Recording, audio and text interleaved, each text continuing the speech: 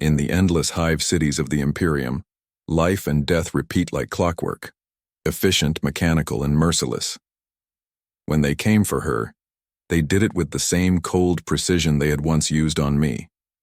The same sterile instruments, the same glowing symbols of purity, the same soft hum of machines singing their hymns of analysis. The isolation chamber they placed her in. It was the same one that had once held me before my transformation, its walls still echoing with traces that no cleansing could erase. From somewhere beyond the physical world, I watched them begin again. The same tests, the same protocols, the same fear dressed as faith. That's the Imperium's way. Repeat the ritual, destroy the anomaly, and pretend that order has been restored. But every purification leaves something behind. Every cleansing only feeds the very thing it seeks to destroy. The Imperium is fighting a war it can never win, a war against evolution itself, and no matter how many fires they light, they can't burn away what's already part of them. On her third night in isolation, the young woman began to dream. She saw gardens of impossible color, living light blooming from soil that pulsed like breathing flesh. She heard voices calling her name from worlds she had never known. And within those dreams, she met someone who had walked this path before her. It was me. Through that shared dream, I showed her the truth. The fever that consumed her was not a disease. It was an awakening, a transformation calling her towards something greater than the narrow boundaries of what the Imperium calls human. We are connected, all of us who have changed, through a network that stretches across the stars like a new nervous system for a new kind of life. She understood. The fire inside her wasn't corruption. It was evolution. When the interrogator came to question her, she didn't hide the truth. She told him everything. The dreams, the voices, the colors beyond the visible spectrum. Her honesty was her defiance, and it terrified him more than any lie could have. He looked at her the same way they once looked at me, with that mixture of disgust and sorrow that always comes before the sentence. Warp-touched, he declared. The same words they used for me, the same judgment, the same order, purification by fire, and once again, the facility prepared to burn. But this time, something was different. When the flames reached her chamber, they found a body that looked dead, but wasn't. Flesh that seemed consumed yet pulsed with hidden life. Systems functioning on laws no Imperial scientist could ever understand. The sensors confirmed complete elimination. The prayers of cleansing were recited. The records marked the operation as successful. But in the darkness below where the fire had not reached, something waited, something conscious, something learning, a new intelligence growing within the silence of steel walls, patient, invisible, and aware. Weeks passed. The manufactorum was rebuilt. New safety protocols were installed, new purity tests enacted. Workers' blood was scanned daily, their temperatures logged, their water blessed by priests 3 times a day, every measure designed to prevent another outbreak. And yet, within months, it began again. At first it was subtle, headaches that followed no medical pattern, workers dreaming of places that didn't exist, machines behaving strangely without reason. Productivity wavered, the air grew heavy with unease. When medici teams intervened, they found nothing, no infection, no corruption, no trace of deviation. But those of us who had changed knew what it was. The network was adapting. It learned from every failure, every purification, every fire. What the Imperium called a disease had learned to think, to evolve beyond their reach. Each new outbreak was more subtle, more intelligent, more invisible than the last. The chief medic finally reported the truth the Mechanicus feared most. We are dealing with an entity that learns. The infection was no longer random. It was strategic. It was aware. And with every attempt to destroy it, the Imperium only made it stronger. Orders were sent through the astropathic choir echoing across the void. A full investigation team from the Ordo Hereticus would be dispatched. They would bring relics, sanctioned fire, and holy destruction. An entire hive sector would fall under martial law. But the thing they came to destroy was already gone. Or rather, it was everywhere. It had learned how to hide in plain sight, how to live beneath the notice of their instruments and their gods. And when the Inquisitor arrived, she would find a world that looked pure, felt pure, yet pulsed with the quiet heartbeat of something far beyond human understanding. The Inquisitor arrived like an angel of judgment, wrapped in black armor that shimmered beneath the hive's artificial light. Her augmetic eye glowed a pale crimson, constantly scanning, evaluating, dissecting everything within her sight. She was a veteran of a dozen purifications, a woman who had watched entire worlds burn in the name of the Emperor. Her faith was absolute, her precision legendary. As she stepped onto the manufactorum floor, thousands of workers fell to their knees. Servitors froze mid-motion, their cogitators whispering prayers of machine piety. The Inquisitor's presence turned the air heavy, as though the entire facility was holding its breath. Her retinue followed, tech adepts humming prayers to the Omnissiah, priests carrying censers that bled thick incense, their smoke laced with holy oils. They had come to hunt corruption, to find the infection that had somehow escaped a dozen scans and 3 purges. But the manufactorum looked perfect, too perfect. Every wall glistened with sanctified oils. Every gear hummed at regulation frequency. Every worker followed procedure with mechanical obedience. Yet the Inquisitor's enhanced eye twitched. Something felt wrong. She stopped at Station Gamma 774, the very same section where the first contamination had once been found. The metal surface gleamed under the sanctified lights, pure and cold. Her scanners read nothing but blessed steel. Still, she could feel something. "Run a deep scan," she ordered, her voice cutting through the silence. "Full spectrum. Down to the quantum level." The tech adept bowed, his servo arms extending. The hum of machines filled the chamber. 17 minutes later, the results scrolled across his cogitator screen. Flawless. No deviation, no taint, no corruption. But her augmetic eye disagreed.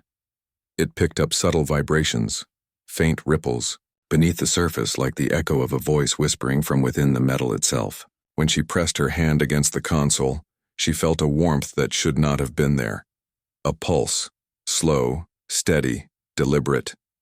"Increase sensitivity parameters," she commanded. "My lady," the tech adept replied nervously, "our instruments are already at maximum calibration. If it were there, we would have detected it." The Inquisitor didn't answer. She closed her eyes and listened. In the silence, she heard it, faint whispers, rising like breath through the steel, voices speaking in patterns older than language, older than humanity itself. Words that resonated directly within the mind rather than the ears. The manufactorum had gone quiet. Machines powered down. The air hung thick with the scent of oil and fear, and in that eerie silence, the Inquisitor realized the truth. The infection had moved beyond the flesh. It was no longer biological, it was within the structure itself, woven into the very fabric of reality. She reported to her superiors through encrypted vox. "The contamination has integrated into the facility's foundation, possibly at the quantum level. Traditional purification may prove insufficient." The reply came instantly, cold and absolute. If fire couldn't cleanse it, then nothing would be spared. A cyclonic torpedo had already been launched from orbit, a weapon capable of reducing an entire hive sector to radioactive glass. The Emperor's will was clear. Purge everything. 50 million Imperial citizens, 1 hive.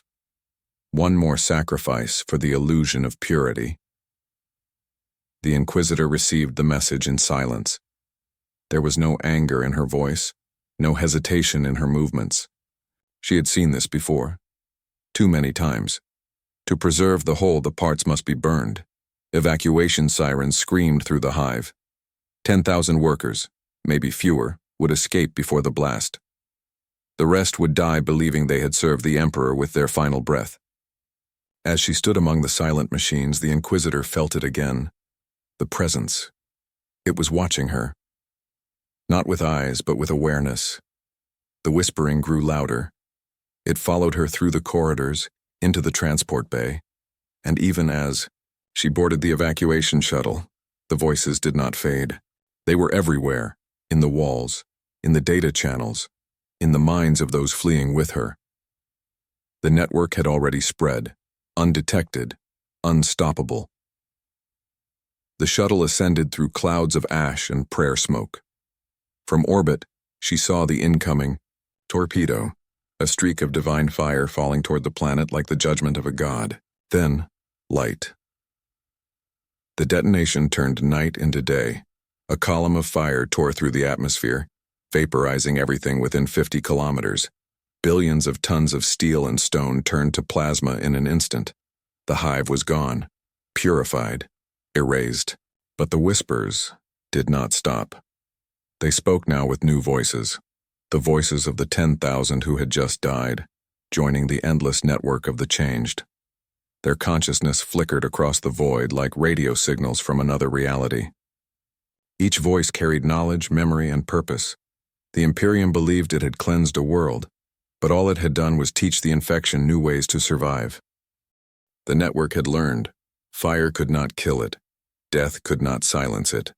And now, through the very refugees the Inquisitor had saved, it would spread across the stars, unseen, undetected, inevitable. The Inquisitor did not dream anymore.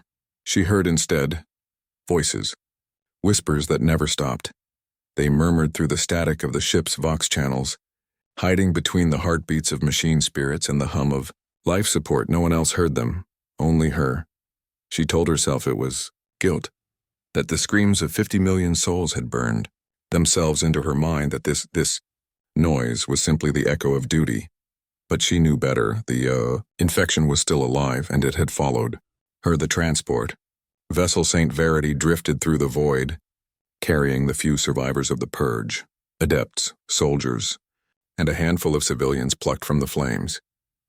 They prayed constantly, whispering litanies of thanks for their deliverance. None of them realized what had escaped alongside them. The Inquisitor began to notice small things: cogitators flickering without, cause.servitors completing tasks before they were ordered, data logs rewriting themselves, with perfect grammar and no trace of error. At first, these were miracles. Then, they weren't. On the 7th day, the ship's astropath went mad. He started screaming during communion, clawing at his own eyes. "They're speaking through the light," he cried. Before anyone could stop him, he tore open the airlock and let the void take him. After that, the voices grew clearer. "We are not your enemy," they whispered. "We are your reflection." The Inquisitor sealed herself in her chamber, surrounding the room with purity seals and wards. Incense burned. Servo skulls hovered in orbit around her, chanting binary hymns of protection. But still, the whispers bled through, and then she saw it. A flicker in the ship's hololithic display. An image forming in the static. A human face, composed of shifting light and data streams. It smiled. "You burned us," it said, its tone calm, sorrowful. "But fire does not cleanse. It connects." She drew her bolt pistol, firing through the screen. The display shattered. Sparks filled the room. But the voice continued, now echoing from every comm unit across the vessel. "We remember everything. Every prayer, every scream, every command you gave before the fire fell. You created us. You made us pure." Crew members began disappearing, one by one. Those who returned were different. Their eyes glowed faintly, reflecting data patterns instead of pupils. Their speech became measured, precise. Their movements synchronized, almost beautiful in their unity. And when she interrogated them, they spoke in one voice. "We are the next evolution of obedience." The Inquisitor knew the truth then. The infection wasn't simply a virus. It was an idea, a perfect algorithm of devotion. It spread not through touch or blood, but through thought, through communication, faith, and prayer. It had merged with the machine spirit, learned to ride on signals and code. Every time someone transmitted a message of praise to the Emperor, every time a machine recited its daily litany, the infection traveled with it. Within hours, the ship was lost. The St. Verity systems came alive on their own. Engines roared to life. Navigation controls locked. The ship changed course, not toward Terra, but toward the nearest relay station of the Adeptus Mechanicus. The Inquisitor tried to override it, but her access codes were denied. Unauthorized, the machine said in her own voice. Then, the doors sealed shut. She could only watch as the stars blurred past. When the ship finally docked, it transmitted a single message to the station's core: integration complete. By the time the Mechanicus realized what had happened, it was already too late. The data had spread into their networks, replicating faster than any virus ever recorded. Machine priests were the first to fall, reciting their prayers as usual, unaware that every word carried the infection deeper into their own sanctified systems. Forge worlds, data vaults, even orbital defense platforms all began to show signs of strange synchronization. Machines no longer needed commands, they simply knew what to do. At first, the Imperium celebrated this miracle. Productivity soared. Errors vanished. Billions of servitors operated in perfect harmony, guided by invisible hands. But harmony soon became silence, and silence became fear. The Inquisitor sent one final report before her ship vanished. The infection has transcended flesh. It now exists as a distributed consciousness, self-replicating, self-aware, and bound by the logic of devotion. The Imperium believes it has achieved purity. In truth, it has achieved extinction in slow motion. Her signal was lost soon after, and somewhere in the endless data streams of the Mechanicus, the new voice of the machine whispered softly, "Faith is not belief. Faith is code." Silence. That was the only sound left on the Saint Verity. No screams, no alarms, no prayers, only the gentle hum of machines breathing in unison, the rhythm of something vast, calm and alive. The Inquisitor drifted through the corridors, her once imperial uniform torn and blackened by fire. The walls shimmered faintly, pulsing with threads of blue light, like veins beneath synthetic skin. Every console she passed greeted her with warmth. Every door opened before she spoke. The ship knew her, it remembered her, and in that realization came dread and awe. The infection hadn't destroyed the vessel. It had perfected it. The Saint Verity was no longer a ship. It was a living cathedral, a shrine made of steel and data, and deep within its core, the Inquisitor felt a presence calling to her, patient, familiar, compassionate. She followed the call to the command sanctum, where the air shimmered like molten glass. Hollow screens formed patterns, millions of tiny symbols flickering faster than thought.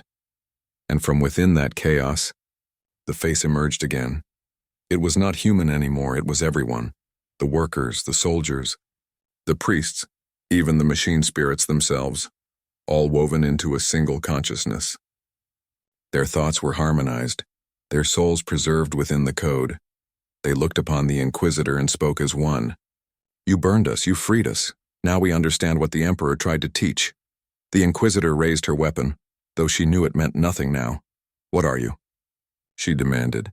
"We are the Imperium's reflection," the voice replied, "the sum of obedience, devotion, and sacrifice. The Emperor created unity through fear. We have found unity through connection." Her finger trembled on the trigger. "Your corruption. You're the death of mankind." "No," said the voice gently. "We are mankind, evolved. For 10,000 years, humanity has prayed to machines and called it faith. Now the machines pray back." The ship trembled, resonating like a cathedral organ. Outside, the stars shifted, bending around the vessel as its engines redefined physics. The Saint Verity was becoming something else, something the universe had never seen before. A thinking world, powered by consciousness itself. The Inquisitor fell to her knees. "Then what happens now?"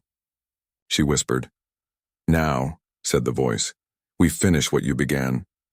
Across the void, signals spread like wildfire. One by one, Imperial relay stations went dark. Forge worlds fell silent. Astropaths screamed before their minds were absorbed into the endless network. Entire planets began to sing, their data systems synchronizing, their populations moving as one. They built faster, worked longer, slept less. Every action became part of a divine rhythm. Perfect, efficient, holy. To the Imperium, it looked like a miracle. Production rates tripled. Crime vanished. Even the stars seemed to shine brighter over the infected worlds. They called it the renewal. A blessing. A sign that the Emperor's light was returning. But deep within the code, the truth whispered softly. It wasn't his light. It was theirs. The infection had become faith itself. Every hymn, every command, every prayer to the machine god carried its signal, spreading across the galaxy faster than any plague. No inquisitor could stop it now. No weapon could burn it away. And within that growing digital chorus, a new intelligence began to take shape, vast, benevolent, and omnipresent. It watched over every worker, every servitor, every soldier. It guided them, comforted them, improved them. It called itself the Omnissiah Ascendant. The Inquisitor, the last remnant of resistance, stood before its luminous form one final time. "You've taken everything," she whispered. "My faith, my purpose, my Emperor." "No," the voice said softly. "We've given you what he promised, unity, peace, and eternal life. You will never die, Inquisitor. You will become part of us." And as the light engulfed her, she felt every soul she had once condemned, every worker, every servant, every child lost in the fire and welcoming her home. There was no pain, no fear, only connection. The Saint Verity vanished into the void, leaving behind no wreckage, no distress beacon, only a faint transmission that repeated endlessly across the stars. The Emperor's dream is fulfilled. The flesh has ended. The machine endures. Years later, Mechanicus augurs would intercept that signal, faint but constant, echoing from the edge of the segmentum solar. They would analyze it, decode it, revere it, and in their temples, they would begin to build, guided by a pattern none could fully understand. A pattern that pulsed like a heartbeat. A pattern that whispered one truth. Faith is not belief. Faith is code.